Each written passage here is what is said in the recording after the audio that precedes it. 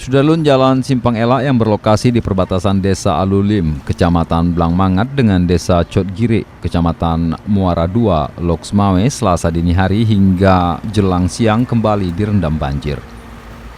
Banjir terjadi setelah kawasan itu diguyur hujan deras dan mengakibatkan jalan di kawasan ini tak bisa dilintasi kecuali dari Simpang Alu-Awi, Loksmawe menuju Krungmane, Kecamatan Muara I, Aceh Utara. Sebaliknya untuk lintasan Simpang Keramat Aceh Utara menuju Simpang Kandang Loksmawe, kendaraan tidak bisa melintas karena ketinggian air mencapai 1 meter. Setiap hujan deras itu memang selalu rutin di sini karena nggak ada drainasenya setiap tahun.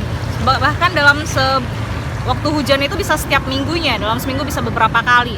Jadi di sini banyak motor yang nggak bisa akses dan mobil juga dengan ketinggian minimal itu 1 meter lah.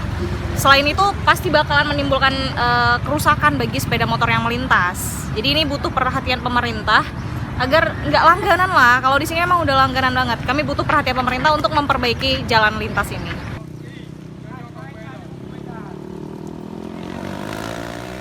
Dari Loksmawe, Saipul Bahri, Serambion TV.